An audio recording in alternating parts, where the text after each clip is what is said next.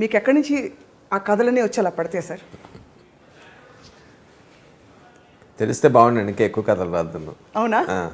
తెలియట్లేదు from where they are coming. Bajrangi Bhaijaan అన్ని సినిమాలు చూశాను. అన్నిటికీ ఎంత బాగా స్క్రీన్ ప్లే చేసినా, రాజమౌళి గారు ఎంత అద్భుతంగా తీసినా, సల్మాన్ ఖాన్ ఎంత బాగా చేసినా, ఊపిరి మాత్రం ఆ కథ థ్రెడ్ ఏదైతే ఉందో అది మీరు పట్టేశారు. The soul of the whole film. Yes, soul నాది కాదండి, that belongs to mister Faasil. మీరు చూసారు కదా పసివాడి ప్రాణం, అందులోదండి ఆ సోల్.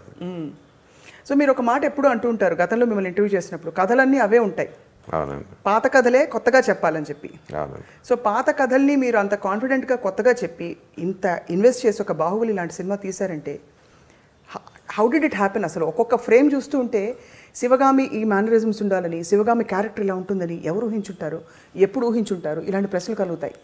అట్లా కాదండి, మీరు డైరెక్టర్ తాలూ గొప్పతనం నాకు ఆపాదించేస్తున్నారు. అవునా? కథ చెప్పడం వరకే నా బాధ్యత తప్ప వాటి ఎట్లా నిలబడాలి, ఎట్లా మాట్లాడాలి, ఎట్లా కూర్చోవాలి, ఆంగికం వాచికం అన్నీ కూడా డైరెక్టర్ మనసులో మొదలై. అంటే అఫ్కోర్స్ కథ చెప్పేటప్పుడు కొంత తడుతుంది, మిగతాదంతా ఇంప్రవైజేషన్ ఆఫ్ ద డైరెక్టర్ అండి. అండ్ ఇప్పుడు బహుశా ఈ ప్రశ్న అడగకూడదు నేను.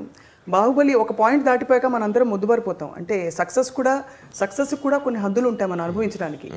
అంతకంటే మించిన సక్సెస్ ఇలా వచ్చినప్పుడు దాన్ని ఎలా స్వీకరించాలి, ఎలా ఆస్వాదించాలి?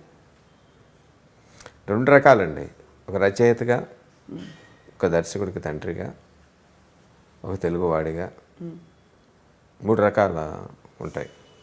ఒక రచయితగా ఏంటంటే మనం రాసిన కథకి అంత అపూర్వ విజయం రావటం చాలా ఆనందం దాటి ఇంకేదైనా మాట ఉంటుంది. మా అబ్బాయి దాన్ని డైరెక్ట్ చేయడం ఇంకా ఆనందంగా ఉంటుంది. దీనికన్నా కూడా సగటు ప్రేక్షకుడిగా ఒక మంచి కథ ఉంటే, ఆ కథని తెరకెక్కించిన నేర్పడిన డైరెక్టర్ ఉంటే ఎంతన్నా పెట్టుబడి పెట్టి సినిమా తీయచ్చు అని ప్రొడ్యూసర్కి ధైర్యం ఇస్తుందండి. అది ఎక్కువ ఆనందంగా ఉంది. అది మన తెలుగు సినిమా కావటం తెలుగువాడిగా నాకు గర్వకారణం.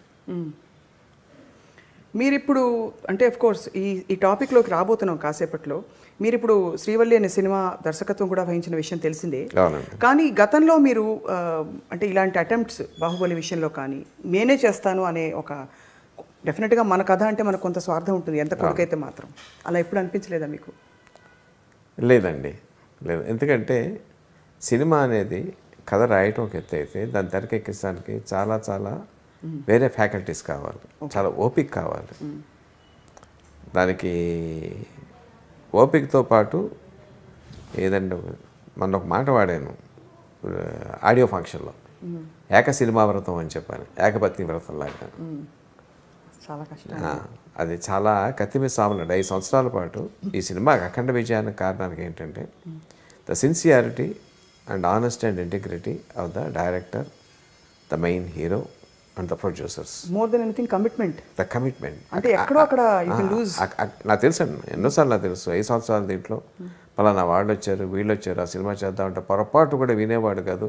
ఈ చెవుల నుంచి నా చెవుల రోజులు పెట్టేసేవాడు. సినిమా ఇంకొక 2 నెలలకి అవుతుందనగా ఏమన్నా నెక్స్ట్ సినిమాకి ఏదైనా కథ ఆలోచించండి అప్పుడు అన్నాడండి. 5 సంవత్సరాల్లో అంతవరకు అసలు మాట ఏమనలేదు. అది కూడా ఏమనలేదు, నెక్స్ట్ సినిమాకి ఏదైనా ఆలోచించండి అన్నాడు అంతే. ఆ నిబద్ధతను చూసారండి, అది నాకు లేదండి, అస్సలు లేదండి. ఎందుకంటారు అన్నమాట? ఏమో చెప్పలే, ఒక గంట కన్నా దేని మీద నేను కాన్సన్ట్రేట్ చేయలేను, ఇంకో పక్క దాని మీదకి వెళ్ళిపోతూ ఉంటుంది మనసు. సజ్జా అట్లాంటి సినిమాలు తీయాలంటే ఆ నిబద్ధత ఉంటే తప్పు చేయకూడదు. ఇవేంటంటే చిన్న చిన్న సినిమాలు చేసేయచ్చు. కాబట్టి